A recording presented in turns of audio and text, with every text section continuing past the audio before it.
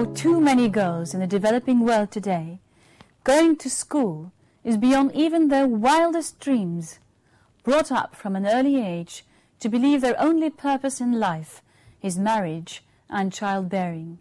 In today's film, we explore what holds them back and look at new initiatives to overcome the hurdles.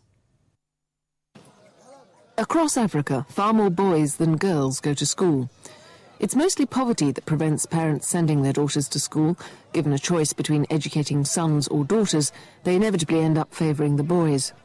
Though the stories may be different, the results are depressingly similar. When there's not enough money to educate all the children in a family, girls miss out. This is tobacco country in Zimbabwe, about 50 kilometres from the capital, Harare. 60 families work here on X Farm. Most of the girls growing up here will follow their mother's example and become seasonal labourers. But their dreams are very different. When I finish school, I would like to train to be a dressmaker. If I can get to school, I want to take computer studies.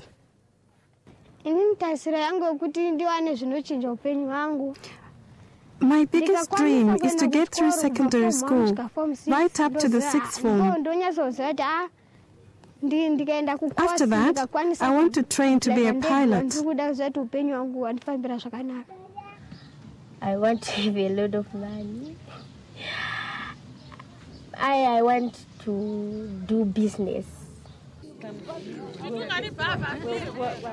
But these farm girls will be lucky to realise their ambitions. There's no secondary school on the farm and just one primary school. It was built by the owner of the farm, Michael Henderson. Despite all his efforts, many of the girls don't finish primary school. Some never have the chance to go at all.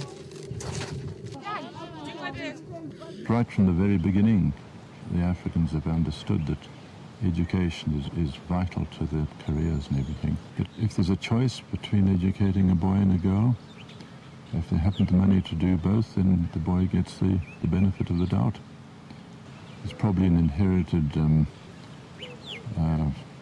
tradition that the boys get the better in life. 12-year-old Lucia goes to X Farm Primary School.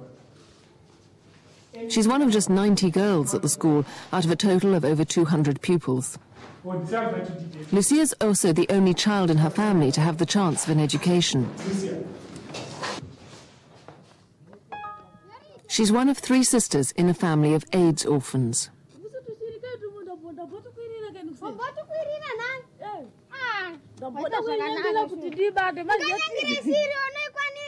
Her older sister, Barita, is 14 and had to leave school after her parents died. Now she helps run the household and look after her smaller siblings.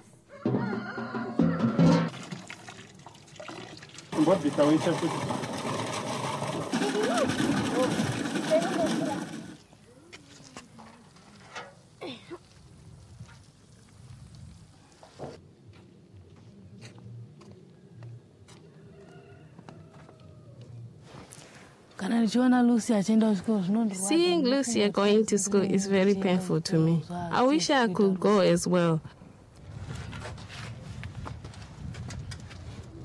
What I like about school is that it could give me a better future. Without education, you don't get anywhere nowadays.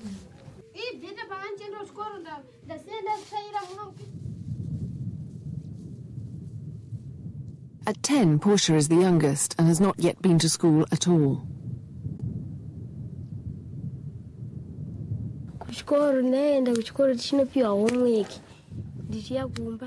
It makes me sad to see Lucia going to school.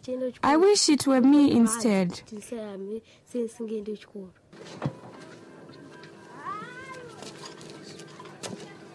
Without education, I can only work on the farm. I don't like working on the farm because you don't get to know what is happening elsewhere. It's so closed. I would rather work in the towns.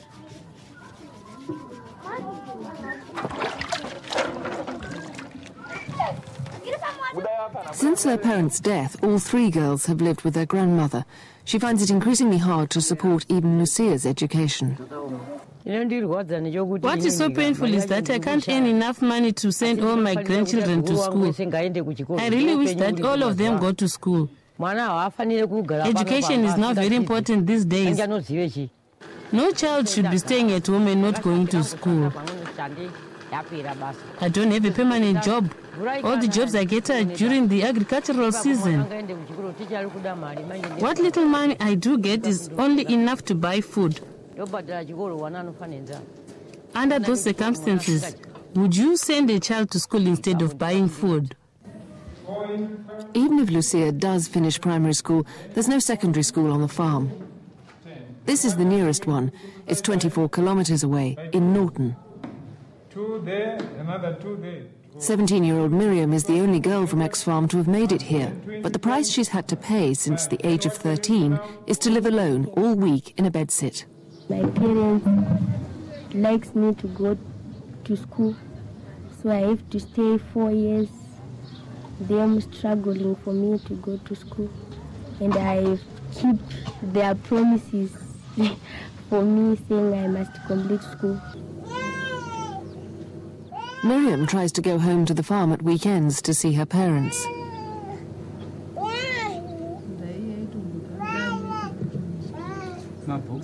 Their wages as farm workers aren't enough to pay her school fees, so they sell fruit to make the extra money they need. My biggest dream is for Miriam to finish her education, get a job and do well in life. I want her to do better than me. I don't want her to have the kind of life I had.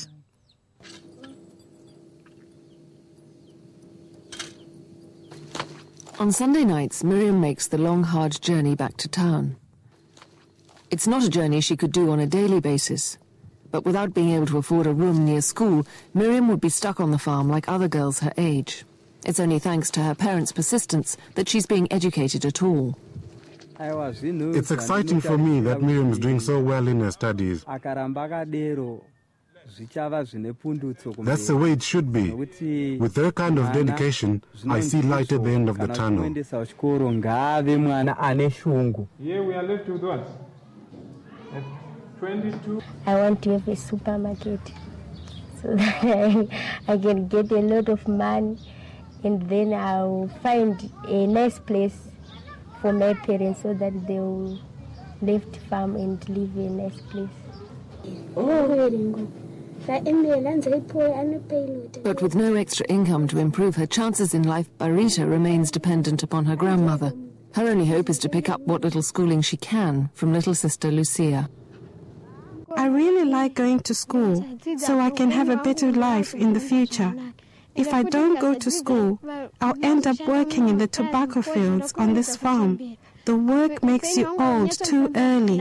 Today, our country only needs educated people.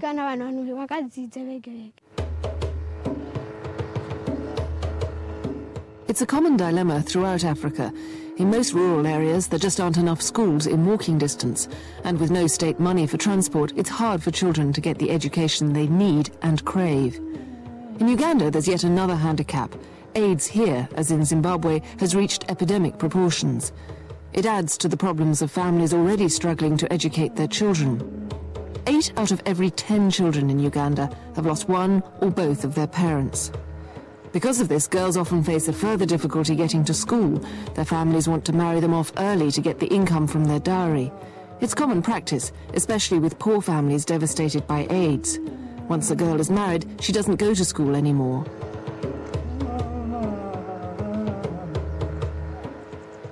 Anyango attends school, but she hasn't always. Her father died, leaving Anyango's mother and the rest of the family destitute.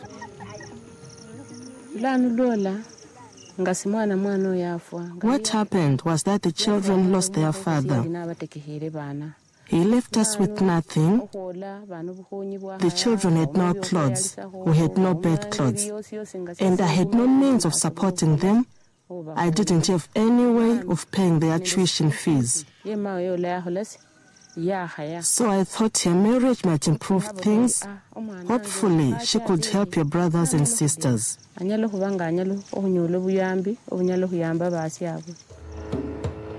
The dowry of a girl like Anyango can be worth as much as 10 to 15 cows, more than the average income in the region for a whole year. It proved too strong an incentive for Anyango's mother. My situation was difficult. The man I married didn't take care of me. I couldn't afford neither soap nor clothes. Life was much simpler at home. Mother could borrow things from our neighbors. We shared everything. Nobody lent me anything there. I didn't understand the language. There were too many strangers. I couldn't understand a word of their conversations.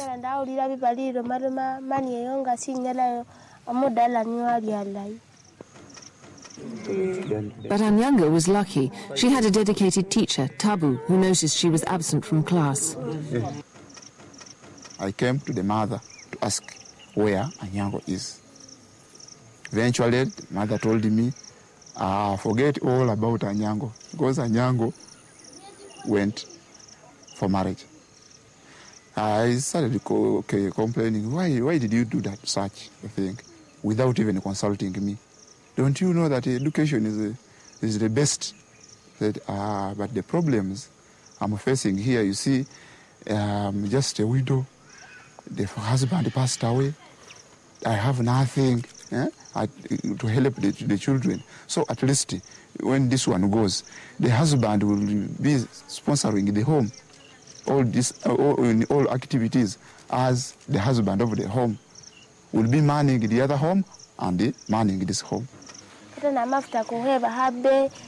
It was the teacher, together with the local authorities, who brought me back from my husband's home. They took me there to the teacher's house. I lived there for about 1 month. While I lived there, I often talked with the teacher. He told me how important education was. The teacher got hold of some books for me. I went back to school.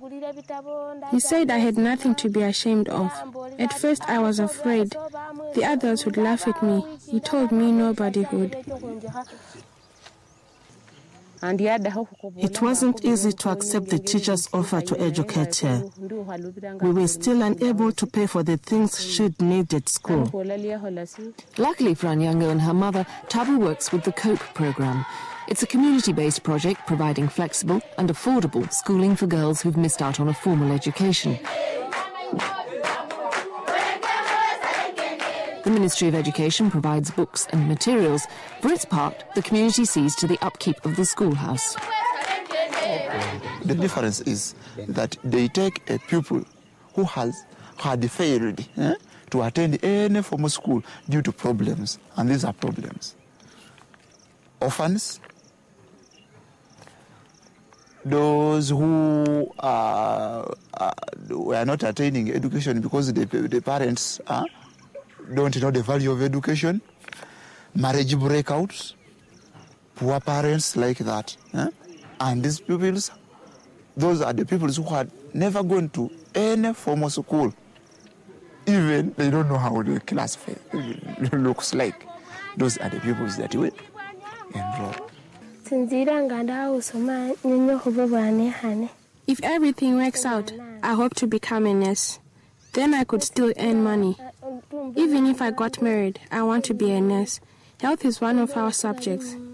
This education will help me achieve my goal. But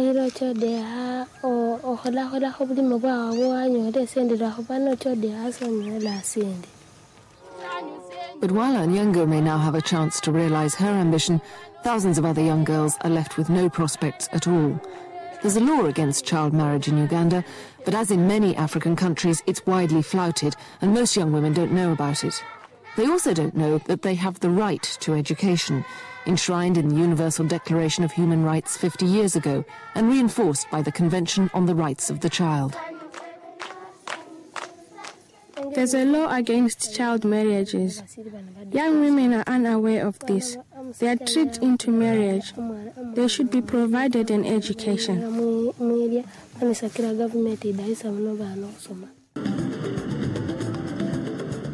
In Benin, West Africa, fewer than 6 out of 10 girls go to school, compared with nearly all boys. Dope is 13. She's just one of thousands of girls who will never attend school. Instead, for the last 8 years, she's worked for her cousin, selling food to passers-by and local schoolchildren. She's one of an estimated 100,000 children known as Vidamagon. Vidamagon is a term used to describe children who've been sent away from home to live with other families, a common practice across Africa. Almost all Vidamagon are girls.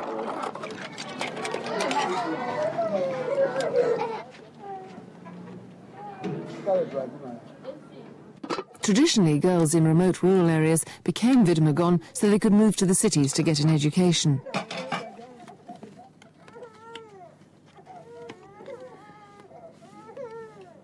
But over time, they've become just another source of cheap domestic labour.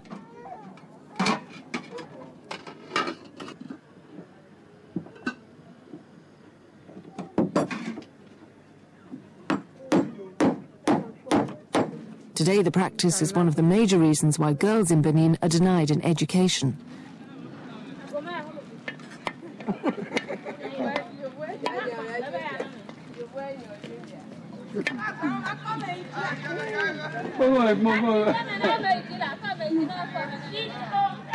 As head of her household, Ajavon is the equivalent of Dope's new father. She was small when she came, about 5 years old. She came here now 8 years ago. Dope lives with us. Her cousin is my wife, so she lives with her cousin. She doesn't go to school because we can't afford it. They sell food, but her cousin also sends her to the day center to learn things. Here at home, she's learning how to trade and cook. When she goes somewhere, she'll be able to cook and sell food. She'll have a business. Even if she went to school, she'll do this business because it's what her cousin does. Here I cook and wash dishes. But I prefer cooking to washing. I've never been to school.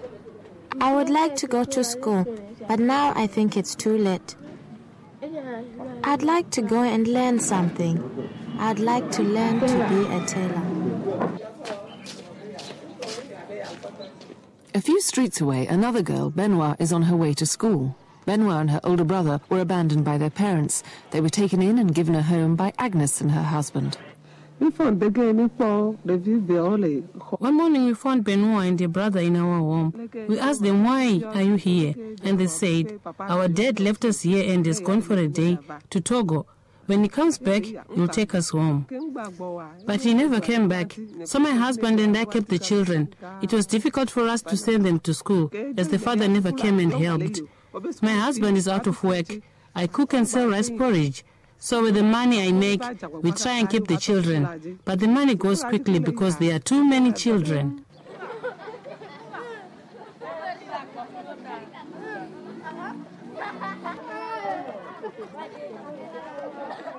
Agnes's determination to educate Benoit is based on her own experiences as a Vidamagon. I think girls should go to school, to get education, to get knowledge. I never went to school, although I wanted to. I was Vidamagon myself. When my parents placed me with the new family, it was with the condition that I went to school, but I never did.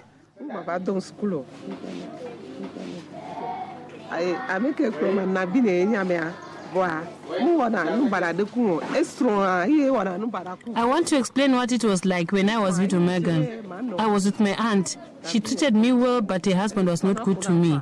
He didn't want me there. He gave me jobs I couldn't do, made me work all hours and blamed me for things that I didn't do.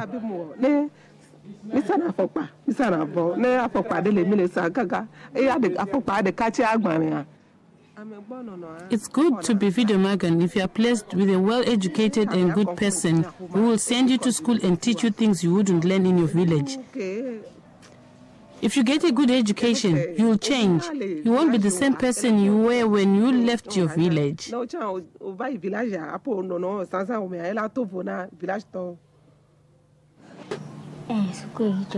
I like going to school. to get education. Children who don't go to school suffer. When I grow up, I'll send my children to school. No, younger sisters don't go to school. It's not good, because if you go to school, tomorrow you'll become something. I think it's the parents' fault. Instead of sending them to school, they send them to the market to sell things.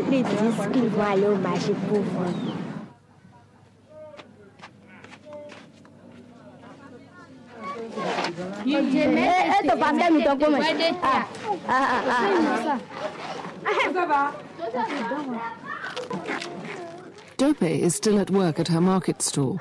However, there is hope on the horizon. There's a new initiative, a community centre which organises a weekly afternoon session for Vidamagon who never had a chance to go to school. As well as learning to read and write, the children are taught practical skills to help increase their self-confidence. They're also given lessons in basic hygiene. It's a rare opportunity for little girls like Dope to escape the drudgery of their daily lives.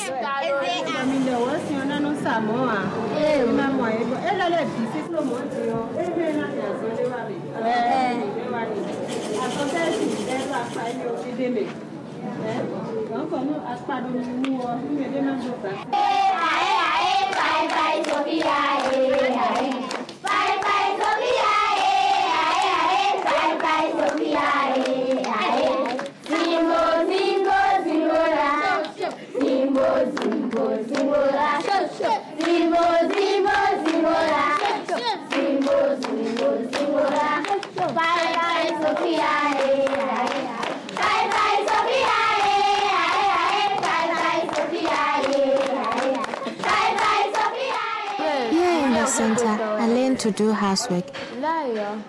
Before they had to tell me what to do when I was at home, but since I've been coming here, I've learned how to do it on my own. I hope other Vidamagon will come here to learn things.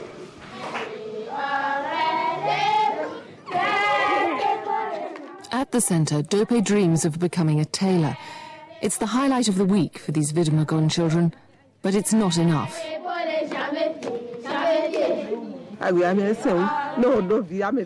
Because the economy and social conditions are difficult today, it's hard to take care of one's own children, let alone Vidamagon.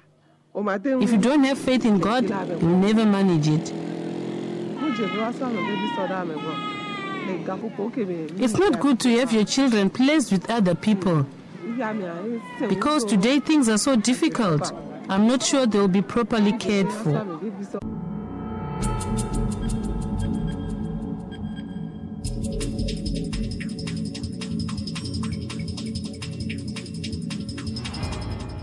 I really like a bit of school, so I can